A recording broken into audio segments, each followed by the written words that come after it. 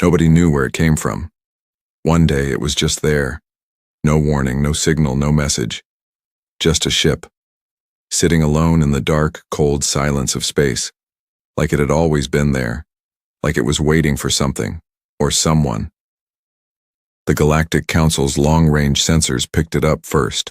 A young alien officer named Grak was sitting at his station when his screen suddenly lit up with a red warning light.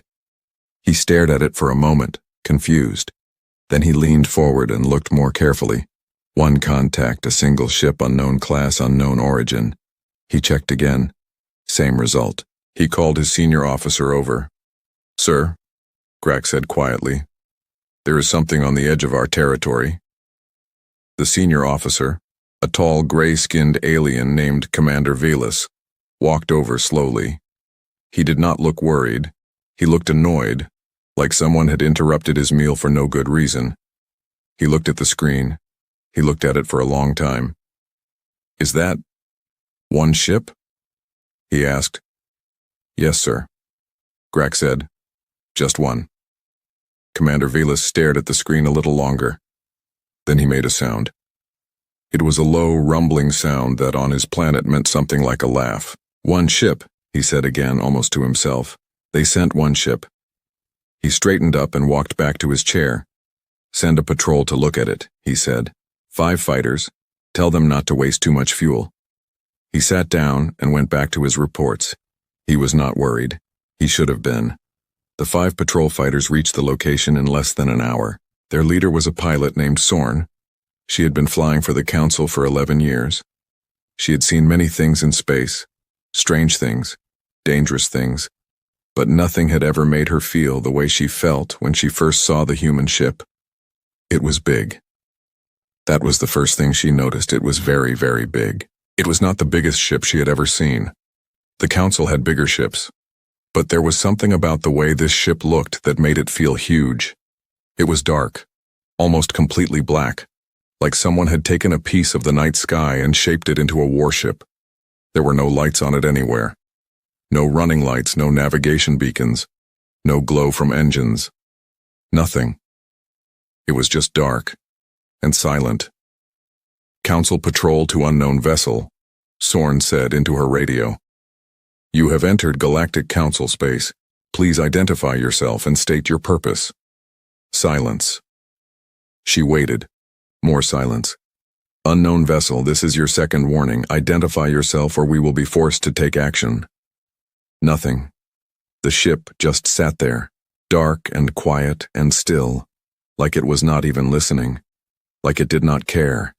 Sorn looked at her scanner readings. The ship was definitely there. It was real. It was solid. But her scanners could not tell her anything else. They could not see inside it. They could not read its energy levels. They could not even tell her how thick the hull was. It was like trying to scan a wall of complete darkness. "It's not responding," her co-pilot said. "I can see that," Sorn replied. She thought for a moment. "Take us closer," she said. They flew closer. The human ship got bigger in their windows. Up close, it was even more unsettling. The surface of the ship was completely smooth. There were no visible weapons ports, no missile tubes, no laser emitters, just smooth dark metal as far as they could see. And it was completely, absolutely silent. No engine hum, no power readings. Nothing. It looked dead, but Sorn did not think it was dead. She thought it was watching them. She could not explain why she felt that way. There was nothing to see, no cameras, no sensors that she could spot.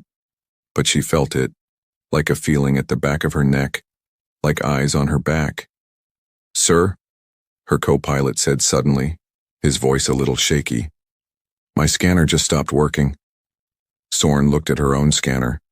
It was blank. She tapped it. Nothing. She tried to restart it. It did not restart. "Radio's down too," another pilot said over the channel. "Same here," said another. Sorn tried her own radio. Dead. She tried her backup systems. Dead. She tried everything. One by one. Every single system on her fighter stopped working. The lights on her control panel went out one by one. like candles being blown out in the dark, and then her engine stopped. The fighter went completely silent. Through her window, she could still see the human ship. It had not moved. It had not fired a single shot. It had not done anything at all. It was still just sitting there, dark and still and patient. But somehow, without doing anything, it had turned 5 armed fighters into 5 useless pieces of metal floating in space. Sorn sat in the silence of her dead ship and felt something she had not felt in 11 years of flying: fear. Back at the council station, Commander Valus was starting to get annoyed. The patrol had stopped sending reports. Their signal had just cut off, completely, without warning. He had tried contacting them 3 times with no answer. "Get me a visual on the patrol location," he ordered. The screen showed him the area of space where the patrol should be. He could see 5 small shapes floating in space, and behind them, much larger, the dark shape of the human ship. The human ship had not moved. The patrol fighters were not moving either. "Are they?" The young officer, Grak, started to say. "They're not destroyed," Valus said, studying the screen.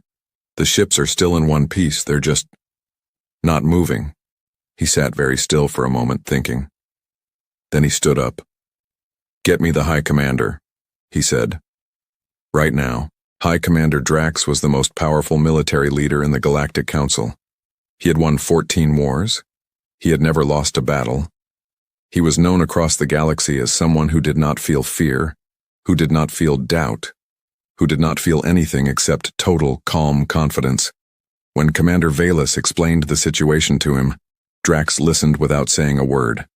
1 human ship, unknown class, stopped 5 patrol fighters without firing a shot. Not responding to any communications, Drax was quiet for a moment after Valus finished. Then he spoke. "Send 50 fighters," he said. "Full combat loadout, have them destroy it." Valus hesitated. "Sir, if 1 ship disabled 5 fighters without firing, then 50 fighters will be more than enough," Drax said calmly. "This is 1 ship. It is probably some kind of trick, some kind of technology they are trying to show off. Destroy it. Send me the report when it is done." He turned away. The conversation was over. 50 fighters launched from the nearest council war station. They flew in perfect formation, a wall of firepower moving through space. Their weapons were loaded. Their targeting systems were locked. Their pilots were some of the best in the council fleet. They were confident. They had every reason to be confident. 50 armed fighters against 1 silent, dark ship that had not even fired a weapon. This would not take long. The lead pilot, a veteran named Commander Zeth, looked at the human ship on his screen as they approached. He had heard what happened to the patrol. He was not going to make the same mistake.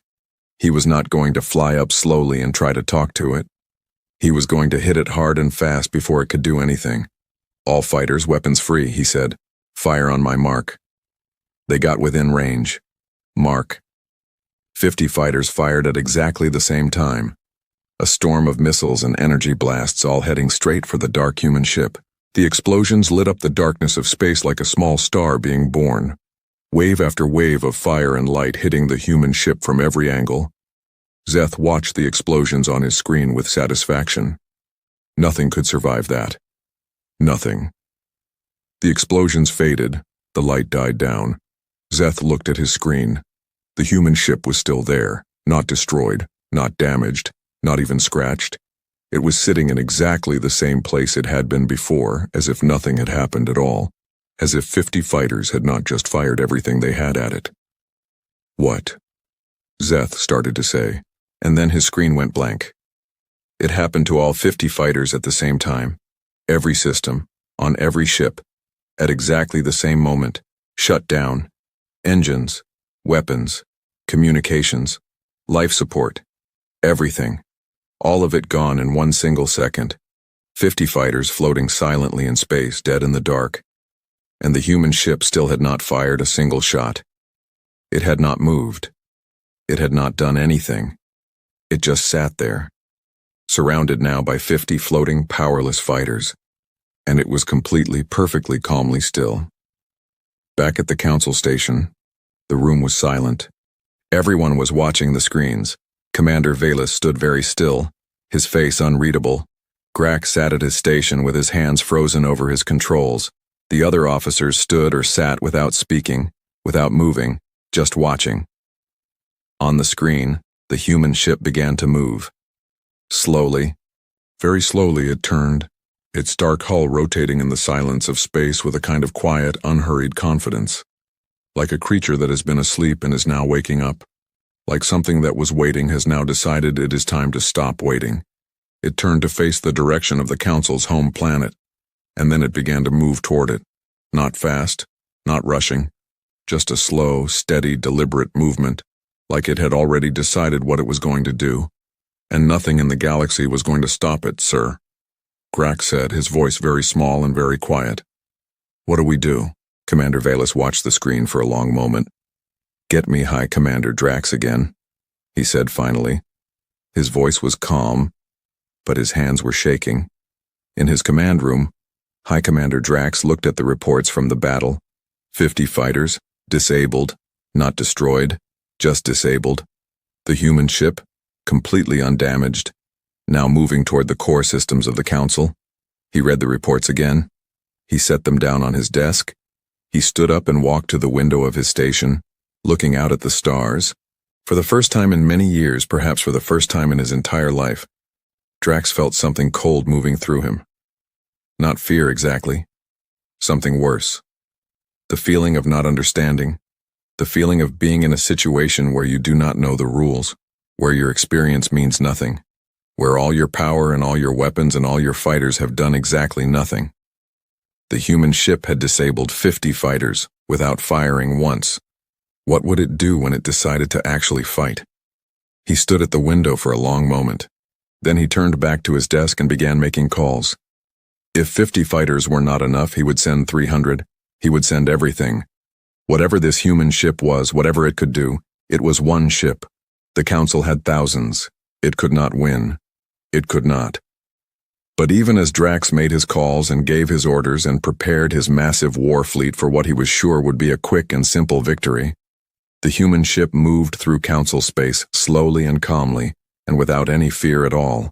And on the side of the ship, in letters that no scanner could read and no camera could quite focus on, there was a name, just one word: patience.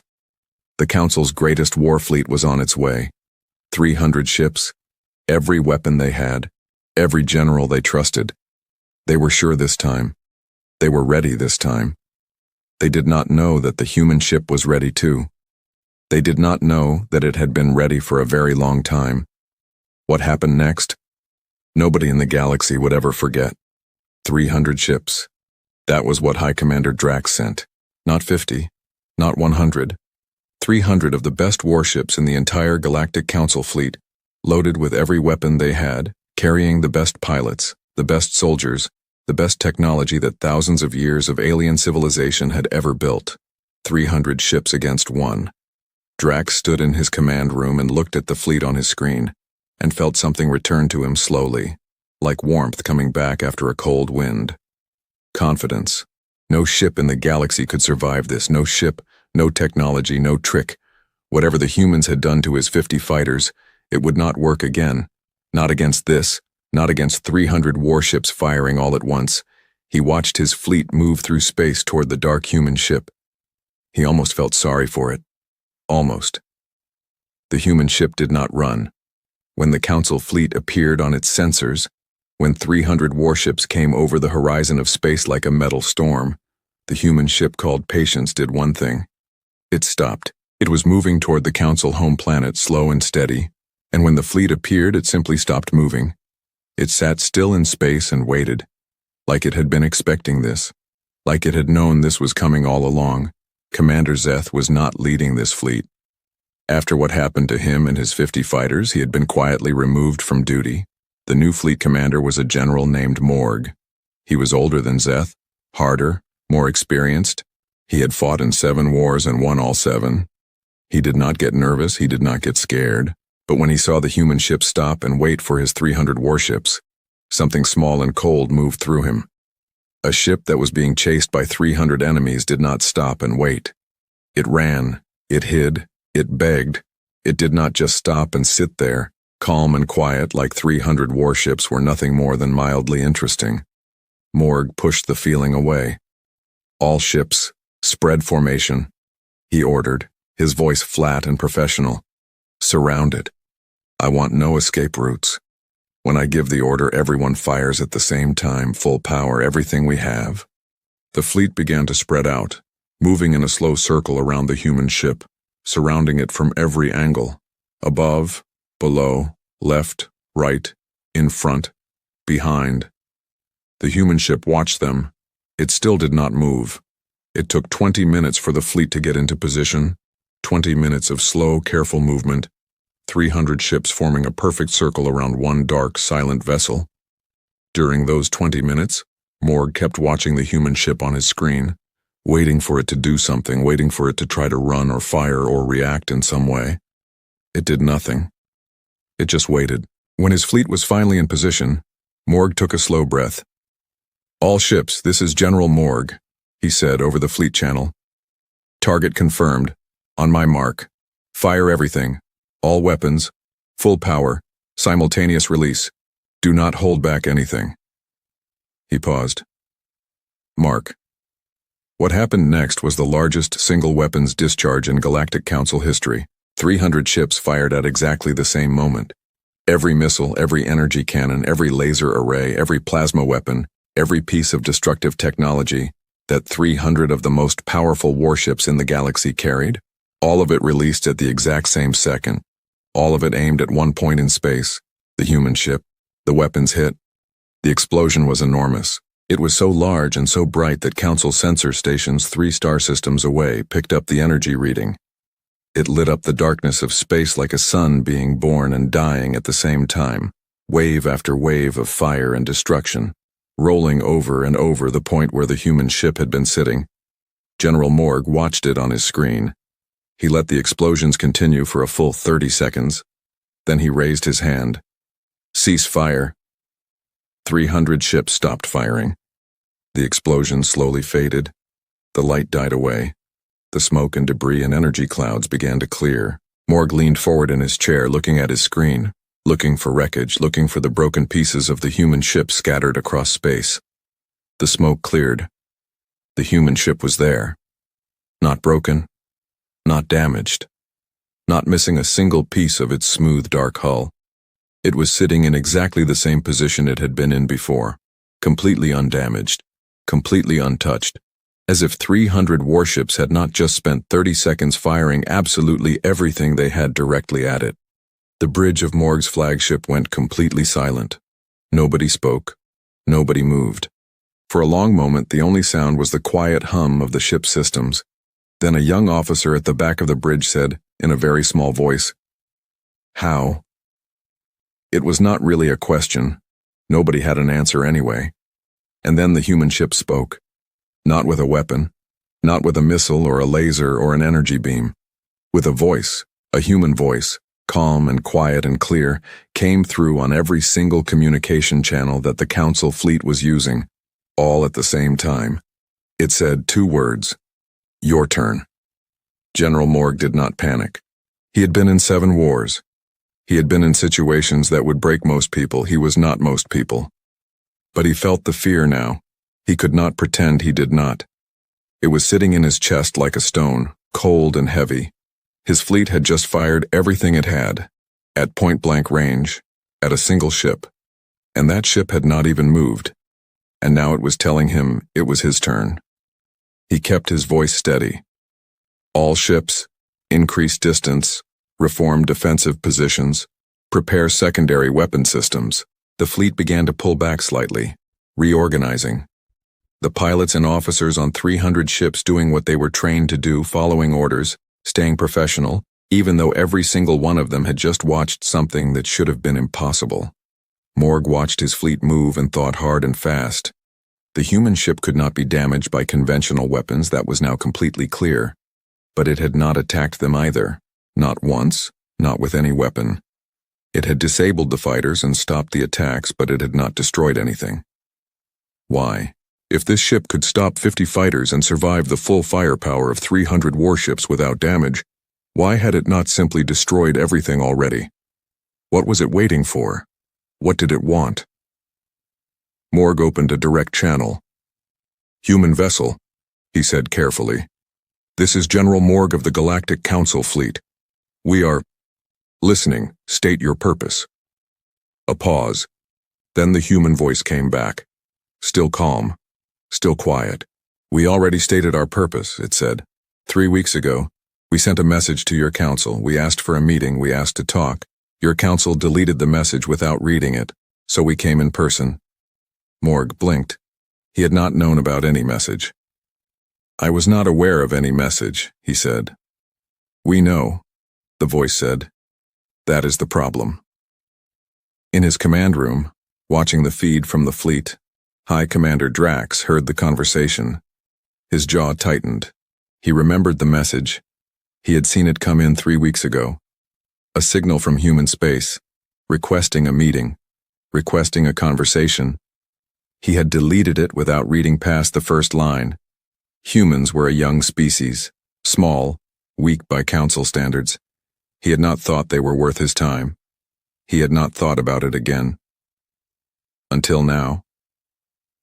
One of his officers turned to look at him. Drax said nothing. He kept his face completely still. Back at the fleet, Morg was still talking to the human ship. "What do you want?" he asked. "We want what the message said," the voice replied. "A meeting, a conversation, an agreement. The Council has been moving into territories that were promised to humanity 20 years ago. We have been patient." A short pause. "We have been very patient. We would like that to stop." Morg looked at his screen, at the completely undamaged human ship sitting calmly in the middle of his fleet. "And if the Council refuses?" he asked. The human voice was quiet for a moment. "Look at your fleet," it said. "You fired everything you had. We are still here. We have not fired once, not at your fighters, not at your warships, not at anything. We have not hurt a single member of your crew. We have been very careful not to, but you have seen what we can do when we are being careful." Another pause, longer this time. "Imagine what we can do when we stop being careful." The bridge was silent again. Morg sat very still. He was thinking about the 50 fighters completely shut down, every system dead, but the pilots inside perfectly safe, perfectly unharmed. He was thinking about the 30 seconds of full fleet firepower that had done absolutely nothing. He was thinking about how this ship had crossed into Council territory and simply waited to be found.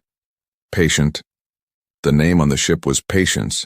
He understood now why it had that name. Morg sent his report to High Commander Drax. He recommended opening negotiations. He said it clearly and directly in his report.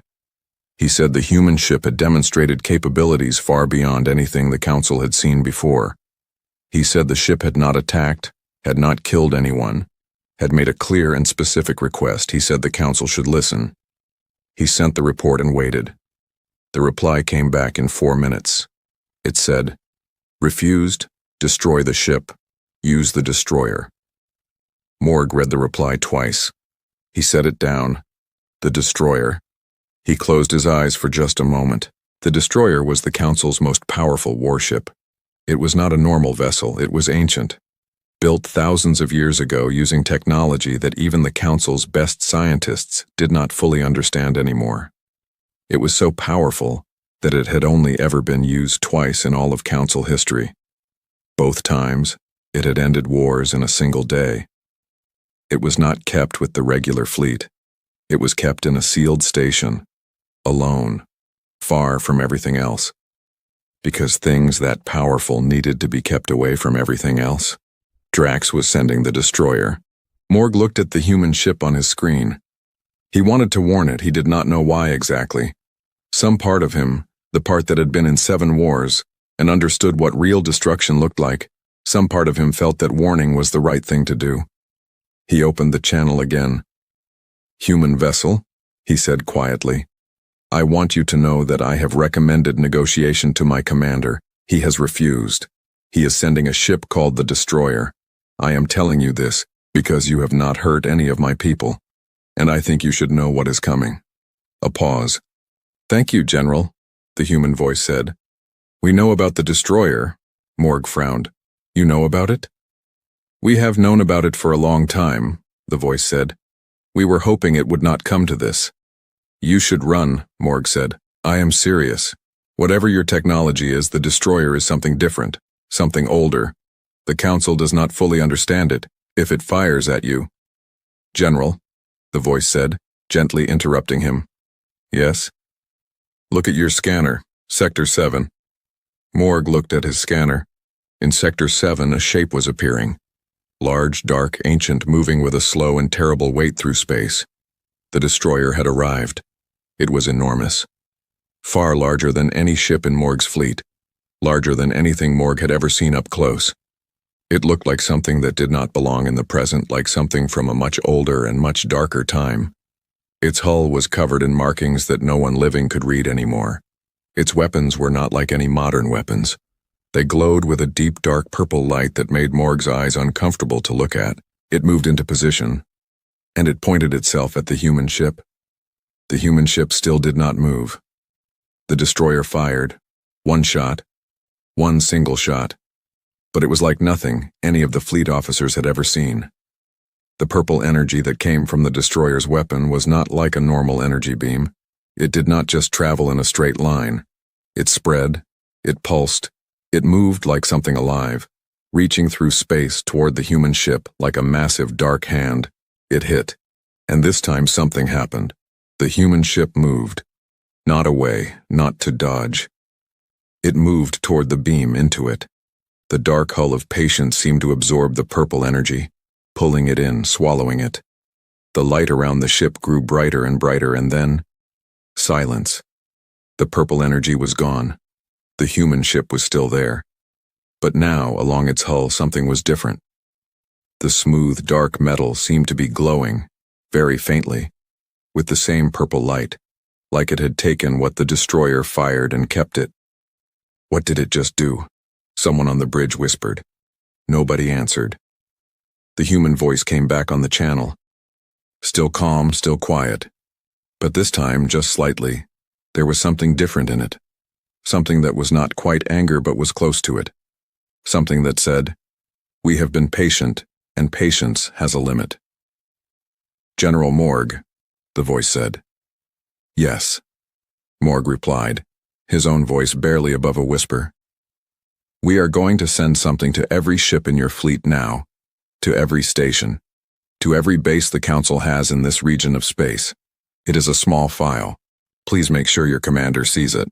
Morg swallowed. "What is in the file?" he asked. A pause, long enough to make the silence feel heavy. "Everything," the human voice said. "On 300 ships, on every Council station within range, on every screen, on every base." A small notification appeared, a file, received, unopened, waiting. General Morg looked at it on his own screen for a long moment. Then he looked at the human ship, still sitting there, calm, patient, glowing very slightly with stolen purple light, surrounded by 300 warships that had done absolutely nothing to it. He reached out slowly and opened the file. His face went completely white. He sat back in his chair. He sat there for a very long time, not speaking, not moving, just reading, just staring at his screen, with an expression that was not fear, exactly, but was something much deeper than fear. Understanding. He understood now.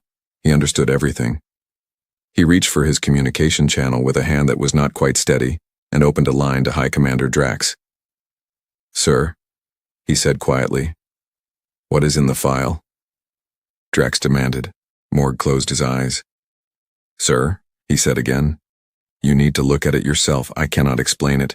You just need to look at it." A pause. "Morg," Drax said, his voice sharp. "What is in the file?" Morg opened his eyes and looked at the human ship one more time, sitting quietly in space, waiting with endless patience, knowing everything, having always known everything. "Sir," Morg said softly, "we were never fighting a ship." The file was open. General Morg was still sitting in his chair, still staring at his screen, still not speaking. His face had not changed since he opened it. It was still pale, still, like a man who had looked at something he could not unsee. Around him, his bridge officers were doing their jobs, watching their screens, monitoring the fleet, keeping everything running, but every few seconds, one of them would glance over at their general, and then quickly look away again. Because General Morg looked like a man whose entire understanding of the world had just been quietly, carefully, completely destroyed. On his screen, the file was still open. Pages and pages of information, maps, records, coordinates, names, dates, plans, conversations that were supposed to be private, decisions that were supposed to be secret, everything the Council had ever done in human territory, and everything the Council had ever planned to do, laid out in clean, clear, simple language. Humanity had known, not some of it, all of it. They had known everything. For years, they had watched and listened and waited and said nothing, and known everything. And now they had sent it not to destroy the Council, not to start a war, just to show them, we know, we have always known. Morg slowly closed the file. He looked up at the human ship on his screen. Patience. He understood the name now more than ever. High Commander Drax had opened the file. He sat in his command room alone, the door locked, his officers outside not daring to knock. The file was on his screen and he was reading it, slowly, line by line, page by page. His face was not pale like Morg's. His face was red, not with embarrassment, with anger. With the specific, dangerous anger of a powerful person who has just realized they were never as powerful as they thought. The anger of someone who has been watched without knowing it, who has been studied and recorded and documented, who has had all their secrets collected like specimens in a jar. He read a conversation he had had with his senior generals 3 years ago, a private conversation in a sealed room. With signal blockers active, humanity had it, word for word. He read plans for military movements that had never been made public, plans that existed only in encrypted council files on isolated systems that were not connected to anything. Humanity had those too. He kept reading. The further he read, the heavier the stone in his chest became, because it was not just what humanity knew, it was what the file said at the very end, the last page. Just a few short lines. It said, "We have had this information for 6 years. We have not used it. We have not shared it. We have not made it public. We sent you a message 3 weeks ago asking to talk. You deleted it without reading it. We are giving you one more chance. This file goes to every major news network in the galaxy in 24 hours unless we receive a response. We do not want war. We want what was promised to us. Talk to us." Humanity. Drax sat back in his chair. He sat there for a very long time, but Drax was not a man who accepted situations quietly. He was a man who fought, even when fighting was not smart, even when fighting was not right. He had built his entire life on the idea that power was the only language worth speaking, and that anyone who showed a softer option was showing weakness. He reached forward and opened a channel to General Morg. "Destroy the file," he said. Morg was quiet for a moment. "Sir, the file is already on every ship in the fleet. I cannot." "Delete it from every system," Drax said. "Tell the crew it was a fake, a human trick. Tell them not to believe it." Another pause, longer this time. "Sir," Morg said carefully, "with respect, the information in the file is verifiable. My officers have already begun checking parts of it against our own records. It is not fake." "It does not matter if it is real," Drax said, his voice dropping lower, harder. "What matters is what we do next. We do not respond to threats. We do not negotiate with a single ship that is sitting in our space telling us what to do. We have the destroyer. We have 300 warships. We use them."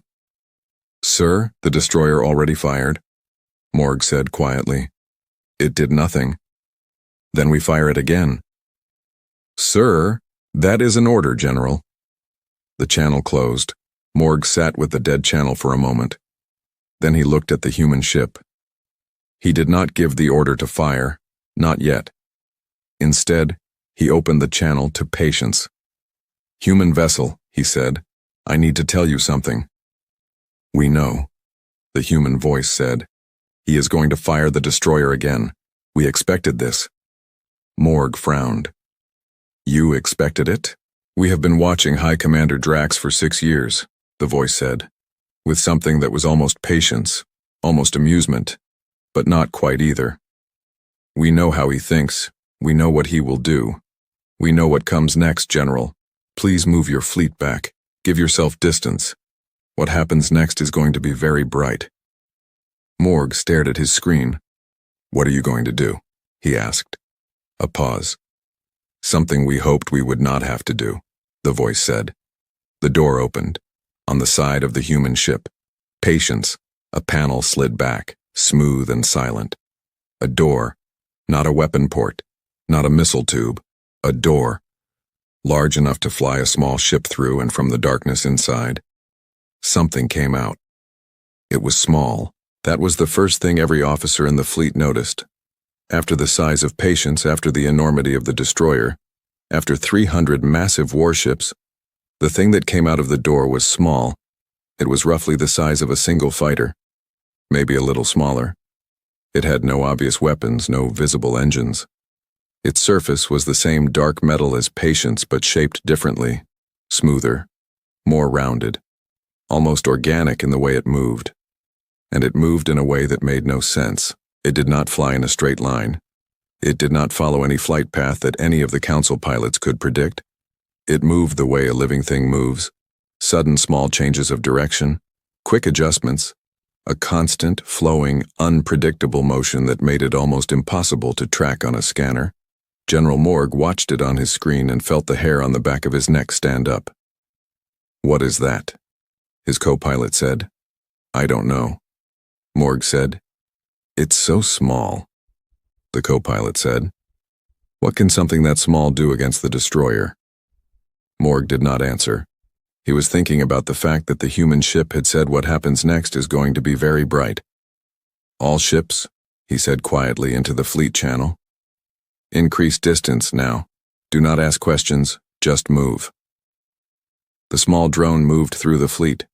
It wove between the massive council warships like it was playing a game, unhurried, unpredictable. Every ship it passed had the same reaction. Their scanners tried to lock onto it. Failed. Tried again. Failed again. It was not that the drone was too fast. It was that it seemed to know exactly when a scanner was about to lock, and it moved. Just slightly. Just enough. Before any targeting system could catch it. It was not just technology. It seemed almost intelligent. The destroyer turned its ancient weapons toward the drone and fired. The purple energy pulsed through space, that terrible reaching dark light. But the drone was not where it had been. It had moved before the weapon fired, not when it fired. Before. Like it had known the shot was coming before the destroyer decided to fire it. The purple energy hit one of the Council's own ships instead.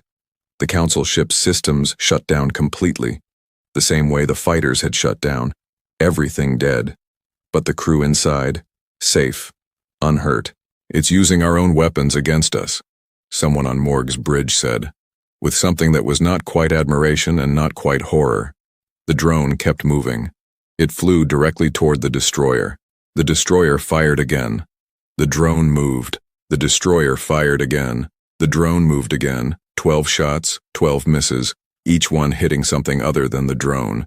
Each shut-down ship drifting silently in space with its crew perfectly safe inside. Each time the destroyer fired and missed, another piece of the Council fleet went dark. The drone reached the destroyer. It found a gap in the ancient hull, a seam, a joint between two massive panels, and it slipped inside, smooth and fast and silent, like water finding a crack in a wall, and the destroyer went quiet. Not an explosion, no fire, no damage. It simply stopped, every light going out, all that ancient purple glow fading away, leaving a massive dark shape floating silently in space, powered down, like it was asleep. The whole fleet watched it happen. 300 ships in complete silence watching the most powerful weapon the Council had ever built go dark because of something the size of a single fighter that had slipped inside it like a ghost. The human voice came on the channel again. The destroyer's crew is safe, it said. All crew members on all disabled ships are safe. We want to be clear about that. Nobody has been hurt. Nobody will be hurt. That is not what we came here to do. General Morg sat in his chair and looked at his fleet. Of 300 ships, 41 were now dark and drifting, disabled by misdirected destroyer fire. The destroyer itself was down. His remaining ships were armed, but he had just watched a drone the size of a fighter disable the most powerful weapon in Council history without taking a single hit. He was not going to give the order to fire. He opened the channel to patience. "I am recommending surrender," he said. "Not of the fleet, but of this situation. I am recommending that we stand down and agree to the meeting you requested." A pause. "Thank you, General," the human voice said. "We appreciate that." "I do not think High Commander Drax will agree," Morg said. "We know," the voice said, "but you will, and your crew will, and many of the officers on the ships around you will. The High Commander is one voice, General. One voice does not speak for everyone." Morg was quiet for a moment. Then, "What was that drone?" A long pause, longer than the others. "Tell me something, General," the voice said. "You have read the file. You have seen what we know. You have watched our ship survive everything you fired at it. You watched our drone handle the destroyer. After all of that, are you still asking about the technology?" Morg thought about it. "No," he said slowly. "I think I am asking something different. I think I am asking why. Why come here with one ship? Why let us fire at you? Why not just send the file to every news network and let the politics do the work? Why come here and show us all of this?" The human voice was quiet for a moment. When it spoke again, something in it had changed slightly. It was still calm, still steady, but there was something underneath it now. Something that was not quite emotion, but was close. "Because we wanted you to understand something that a file cannot show you," it said. "A file shows you what we know. This." A pause. "This shows you what we are. We are not here to destroy you. We are not here to humiliate you. We are not here to take revenge for everything you have done in our territories. We are here because we believe that what comes next, for all of us, is going to require every species in this galaxy working together. And you cannot work together with someone you are afraid of, and you cannot trust someone you do not understand." Morg listened. "We came with one ship," the voice continued. "Because one ship was enough. We could have come with 1,000, we did not. We came with one. We let you fire at us. We let you use the destroyer. We did not fire back, not once. Because we needed you to see. Not just that we could stop you, but that we chose not to hurt you even when we could. Do you understand the difference?" Morg sat with that for a long moment. "Yes," he said finally, quietly. "I understand the difference." High Commander Drax was watching everything from his command room. He watched the drone take down the destroyer. He watched 41 of his ships go dark. He watched General Morg open the channel and begin talking. He listened to the conversation. And something happened to Drax that had not happened in a very long time. He did not know what to do. Not because he was afraid, although fear was there, underneath everything else. Not because he was confused. He understood the situation with horrible clarity. He did not know what to do because for the first time in his career, the answer that he always reached for, more power, more weapons, more force, was not there. He had used every weapon he had used the destroyer, and the human ship had not even been scratched. There was no more force to apply. He sat in his chair and thought. And while he sat and thought, something happened on his screen. A notification, a new message, received. From an unknown source. He opened it. It was short. Just 3 lines. "Hi, Commander Drax. We know you are watching, we know you are thinking, we know what you are going to decide. The question is not whether you are going to stop. The question is whether you are going to stop before or after we make everything public. You have 4 hours." Drax read it 3 times. He set it down. He looked at the time. 4 hours. He reached slowly for his communication panel and opened a channel to his senior political advisor, a quiet, careful alien named Sorrel, who Drax had never fully trusted because Sorrel always preferred talking to fighting. "Sorrel," Drax said. "Sir." Sorrel answered immediately. "Come to my office." A pause. "Yes, sir. Should I bring anything?" Drax looked at his screen, at the 300-ship fleet with 41 dark ships and 1 disabled destroyer, all surrounding a single human warship that had not fired once. "Bring a notepad," Drax said. "We need to write a message." Back at the fleet, the drone had returned. It came back through space the same way it had left, smooth and unhurried, and slipped back through the door in Patience's side. The door closed, silent and seamless, like it had never been there. The human ship was still again. Morg watched it on his screen. He thought about everything the voice had said, about working together, about what comes next, about showing not just capability, but choice, the choice not to hurt when you easily could. He thought about the file, about 6 years of watching, 6 years of knowing, 6 years of patience. He thought about a species that had been ignored and pushed aside and had their territories taken, that had sent a message that was deleted without being read, that had then come in person with 1 ship and done all of this without killing a single person. Not 1 casualty, not 1 destroyed ship, not 1 crew member harmed. He thought about that. And then he thought about what the human voice had said about what comes next, about something coming that would require everyone working together. Something was coming, the humans knew about it, they had known for a while, and instead of hiding that information, instead of using it for themselves, they had come here to their enemies, to the people who had ignored them and taken their territories and fired 300 warships at them, and they were trying to make peace. Because they thought peace was going to be necessary, General Morg sat in his chair for a long moment. Then he opened a channel to his fleet. "All ships," he said. "Stand down weapons. Full stand down. Nobody fires unless I personally give the order. We are waiting." A pause from the fleet. Then slowly, one by one, confirmations came in from each ship. Standing down. Standing down. Standing down. 300 ships, lowering their weapons, surrounding the human warship, Patience, which sat in the center of them, still and dark and patient, still waiting, still not afraid. Morg opened the channel one more time. "Human vessel," he said. "Yes, General," the voice replied. "What is coming?" he asked. "What is it that requires everyone to work together?" The human voice was quiet for a long moment. When it spoke, it was quieter than before, more serious, like someone saying something they had been carrying for a long time and were finally putting down. "Something found us," the voice said. "Something very old, something that was here before any of us, something that has been watching this part of the galaxy for a long time." Morg felt cold. "What did it do?" he asked. "It sent a message," the human voice said. "What did the message say?" Morg asked. A pause. Long, heavy. The kind of silence that sits in the air before something changes everything. "It said," the voice replied slowly. "Impressive." Another pause. "Now face us. Now face us." Those 2 words hung in the silence of space like something heavy dropped into still water. General Morg sat in his chair and did not speak. Nobody on his bridge spoke.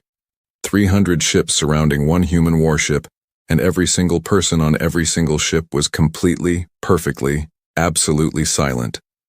Because they had all heard it, the human voice had opened the channel to the entire fleet when it said those words. Every officer, every pilot, every crew member on every ship had heard them at the same time. Something old, something that had been watching, something that had sent a message. Morg sat with it for a long moment, turning the words over in his mind, feeling their weight, feeling what they meant not just as information but as a reality, a thing that existed in the universe, a problem that did not care about the war between humans and the Council, that did not care about territories or agreements or files or 1 dark warship sitting in the middle of a fleet, something bigger than all of it. He opened the channel to Patience. "How long have you known?" he asked. 4 years, the human voice said. 4 years, Morg repeated quietly. "We spent 2 years trying to understand what we were dealing with," the voice said. "Then we spent 1 year deciding what to do about it. Then we spent 1 year trying to get the Council to talk to us. The message we sent 3 weeks ago, The one your High Commander deleted without reading. That message contained all of this information. We were trying to warn you. Morg closed his eyes for a moment. And it was deleted, he said. And it was deleted, the voice confirmed. The silence between them was not empty. It was full of everything that had happened because of that one decision. 50 disabled fighters, 300 warships that had fired everything and achieved nothing. The destroyer sitting dark and powerless in space. 41 drifting ships. All of it, because one powerful man had decided a message from humanity was not worth his time. What do we do? Morg asked. That, the human voice said, is exactly what we came here to discuss. High Commander Drax had heard it too. He sat in his command room with his political advisor Sorel, and they had both heard the human voice say those two words through the open fleet channel, and now they sat in silence, the notepad on the desk between them blank, the message that was supposed to be written still unwritten. Sorel spoke first. Sir, he said carefully, in the quiet voice he used when he was about to say something he knew Drax did not want to hear. I think the situation has changed. Drax said nothing. Whatever we were planning to write, Sorel continued. I think we need to write something different now. Still nothing. Sir, if what the human ship is saying is true, if there is genuinely something out there that requires a coordinated response from multiple species, then the conversation we need to have with humanity is not about territories or agreements, Sorel paused. It is about survival. Drax turned to look at him. His face was hard, his jaw was tight, his eyes had the look they always got when he was fighting against something inside himself. Some instinct, some reflex built from decades of being the most powerful person in every room. You believe them? He said. I believe, Sorel said slowly, that a species which spent 4 years gathering information, 2 years analyzing it, came here with one ship, survived everything we threw at them without firing back, and still has not hurt a single member of our crew, is not a species that is making things up to frighten us. He paused. I believe they came here in good faith. I believe they have been trying to warn us, and I believe we have been making it very difficult for them to do that. Drax looked away. He looked at the screen showing the fleet, the drifting ships, the silent destroyer. He looked at it for a long time, and then he did something that he had not done in 30 years of military command. He picked up the communicator himself, not through an officer, not through a relay, not through Morg. He picked it up with his own hand and opened a direct line to the human ship, and when the channel connected, he did not wait for the human voice to speak first. This is High Commander Drax, he said. A pause, shorter than expected. High Commander, the human voice said, calm as always. I am going to say something, Drax said, and his voice was careful, measured like a man walking on ground he is not sure will hold his weight. I am going to say it once. I do not say things like this often. I am not comfortable saying things like this.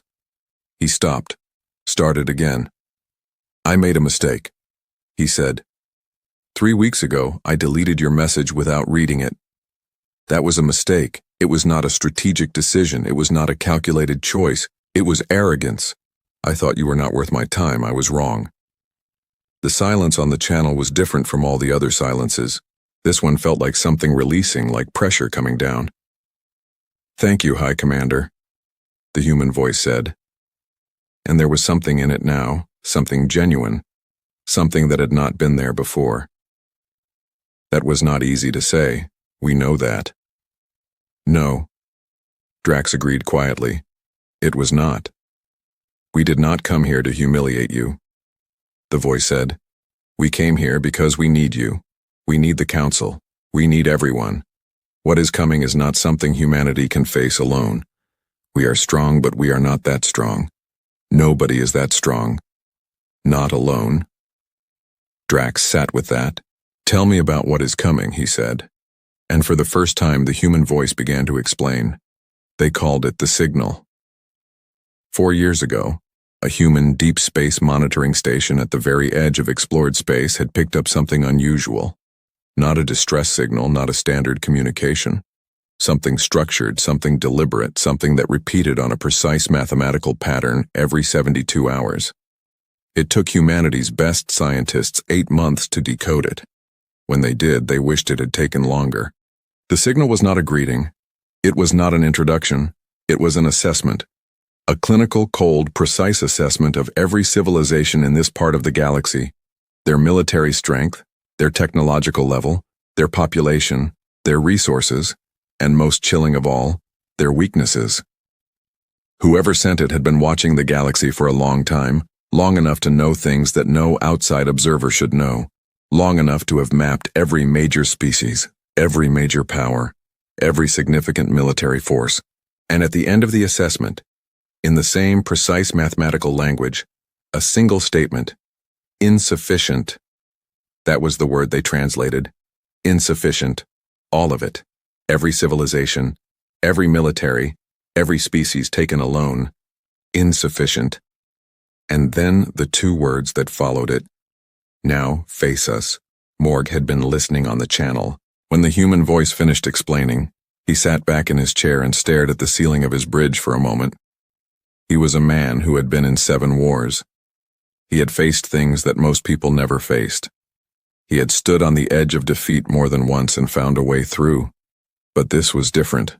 This was not a war with an enemy you could see and understand and outmaneuver. This was something that had looked at the entire galaxy and found it lacking. Something that had watched from a distance and decided it was time to stop watching. Insufficient, he said quietly to no one in particular. His co-pilot heard him. Sir? That's what it said about all of us, Morg said. Insufficient. Every civilization, every military, everything we have built and every weapon we have made, all of it, not enough. His co-pilot was quiet. So what does that mean? She asked finally. Morg looked at the human ship on his screen. It means, he said slowly, that the humans are right. It means we need each other. On patience, the human voice was still speaking to Drax. We have been building a response for 2 years, it said. Not a military response alone, something bigger. We have been quietly making contact with other species, building partnerships, sharing the information, working on technology that no single species could build alone. We have made progress, real progress. But we need the Council. The Council has resources and knowledge and reach that nobody else has. Without you, what we are building is not enough. Drax listened. What are you building? He asked. A fleet, the voice said. But not a fleet like any fleet that has ever existed. Not ships fighting separately for their own species. One fleet, every species, every ship, every weapon, coordinated, united, fighting together under a shared command structure. You want the Council to join this fleet? Drax said. We want the Council to help lead it, the voice said. Your military experience, your resources, your reach, these are things that this fleet needs. We are not asking you to serve under us, we are asking you to stand beside us. A long pause. High Commander, the voice said quietly. We came here with one ship because we wanted to talk. We came with this ship because we needed you to see who we are before we asked you for anything. We are not your enemy. We never were. We are the species that tried to send you a warning and got deleted. We are the species that came back anyway. We are the species that survived everything you threw at us and still did not fire back. Because we need you alive and whole and angry enough to fight. Another pause. Angry enough to fight what is coming, the voice said. Drax sat in the silence for a moment. Then quietly, almost to himself, he said, What happens if we say no? The human voice was gentle. Then we keep building. It said, We do not stop. We cannot stop. We will face what is coming with or without the Council, but if we face it without you, the odds are not good. For any of us. Drax looked at Sorrel. Sorrel looked back at him. Neither of them spoke. They did not need to. What happened next? Nobody expected. Not Morg. Not Sorrel. Not the thousands of crew members on 300 ships. Not even the human voice on Patience. High Commander Drax stood up. He straightened his uniform. He stood at his full height. He looked at his screen showing the fleet, the disabled ships, the dark destroyer, the single human warship sitting calm and patient in the center of it all. And then he walked out of his command room, through the corridors of his station, past his officers who stopped and stared, past the guards who fell into step behind him automatically, through the docking bay, into a shuttle. He flew the shuttle himself across the space between his station and the fleet, through the fleet between the massive ships, past the drifting disabled vessels and the silent destroyer. To Patience, he flew his personal shuttle directly to the human warship and opened a docking request channel. For a moment, nothing happened. Then the door in the side of Patience opened, the same door the drone had come from, and a docking light came on inside, guiding him in. Drax flew his shuttle inside. The docking bay of Patience was clean and simple and quiet. When Drax stepped out of his shuttle, there were two humans waiting for him. They were not what he expected. He had expected soldiers, armed guards, a show of force, a reminder of everything the ship had done. Instead, he found a man and a woman, both in simple dark uniforms, no weapons visible, standing with a quiet, easy confidence that was not aggressive and not weak, just steady. The man stepped forward. "High Commander Drax," he said. "My name is Captain Elena Vasquez." He paused, and a small correction. The woman stepped forward instead. "Captain Vasquez," the man said, gesturing to her. Captain Vasquez looked at Drax with eyes that had the same quality as the ship's voice, calm, direct, patient. She extended her hand in the human greeting gesture. Drax looked at it for a moment. Then he took it. "Captain," he said. "Thank you for coming," she said. "It took courage. It took common sense," Drax said, and something in his voice had changed. Some of the hardness had gone out of it, not all of it, but some. "I have been in command for 30 years. I know when I am in a situation that cannot be solved the way I would normally solve it." Vasquez smiled slightly. "Come," she said. "Let us show you what we have been building." She walked him through Patience. He had expected the inside of the ship to be impressive, intimidating, a display of technology designed to make him feel small. Instead, it was functional, practical, almost modest, clean corridors, efficient systems, everything with a purpose, nothing wasted. But as she walked him deeper into the ship, the scale of what he was seeing began to change. The data rooms came first, screens covering every wall, showing information about the signal, about the entity that had sent it, about their analysis of its capabilities and technology and intentions. 4 years of work, organized and clear and terrifying in its detail. Drax walked slowly through the data rooms and read, and the cold stone feeling in his chest grew heavier with every screen he passed. Then she showed him the communication arrays, signals going out to 17 different species, ongoing conversations, ongoing negotiations, a network of alliances being quietly built across the galaxy while the Council had been focused on its own affairs. Then she showed him the engineering section. And here for the first time, Drax stopped walking. He stood in the middle of a large space filled with technology that he could see was extraordinary, without fully understanding it. Drives and systems and weapons designs unlike anything he had ever seen. Not just improved versions of existing technology, something genuinely new, built not by one species but by combining the best ideas from multiple species. Human engineering and alien physics and council materials science, all woven together into something that was better than any of them could have built alone. "This is what you have been building?" he said. "This is part of it," Vasquez said. "We started with what we had, then we added what others gave us. Every species we brought in contributed something, changed something, improved something. The ship you see now is not the ship we started with 4 years ago. Every alliance made it stronger." Drax looked around the room. "And you want the Council's contribution?" he said. "We want the Council," Vasquez said simply. "Not just what you can add to the ship, you, your people, your knowledge, your experience. High Commander, the Council has been at the center of galactic politics for 500 years.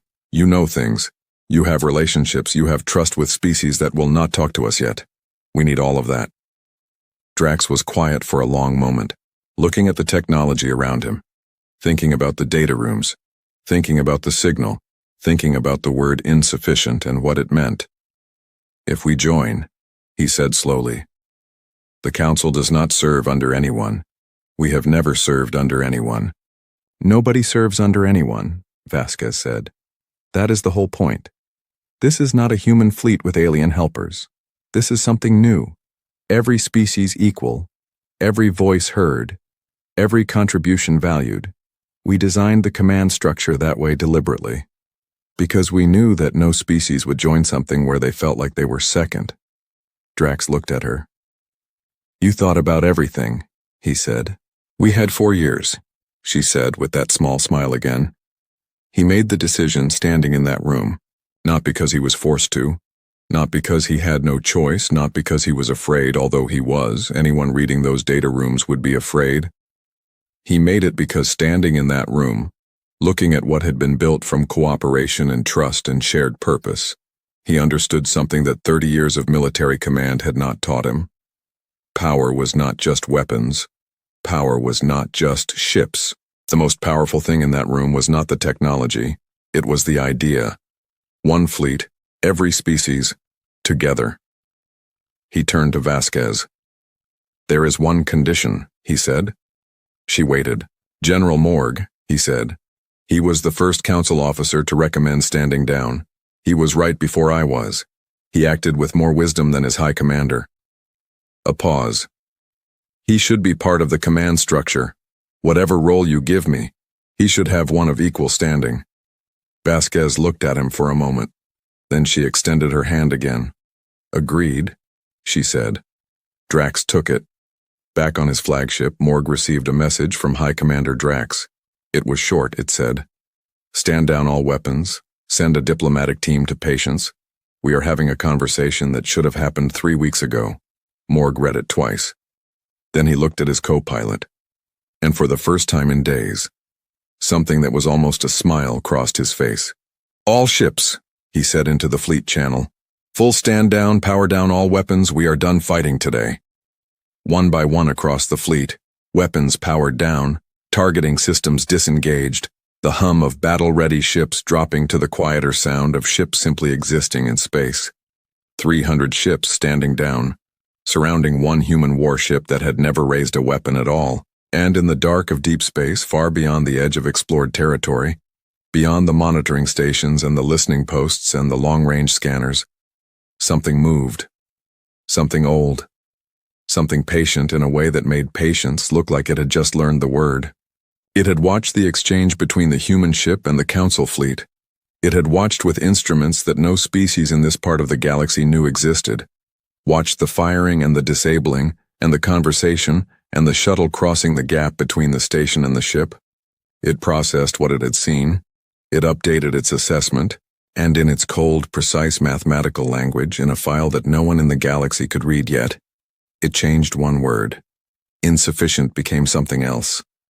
The word it changed it to did not have a direct translation in any council language, but the closest meaning was this: interesting.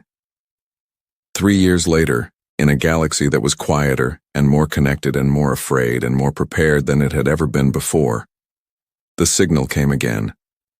But this time, when it arrived at the human monitoring station at the edge of explored space, it was not decoded by human scientists alone. 43 species worked on it together, and when they decoded it, the message was different from before. It was not an assessment, it was not a statement, it was a question. One single question, in that cold and precise mathematical language, a question that took 17 of the best minds from 12 different species 3 weeks to translate correctly, and when the translation was finally confirmed, when they were sure they had it right, when Captain Vasquez read it standing in the data room of Patience with High Commander Drax beside her and General Morgue on the screen, and representatives of 41 other species watching from their own ships and stations, she read it aloud, and the question was this: Are you ready? She looked at Drax. Drax looked at Morgue. Morgue looked at the representatives of 41 species, and then he looked at the camera and smiled. They sent one reply. No fleet, no weapons, no show of force, no strategy, no politics, just words. 3 words. We deleted nothing.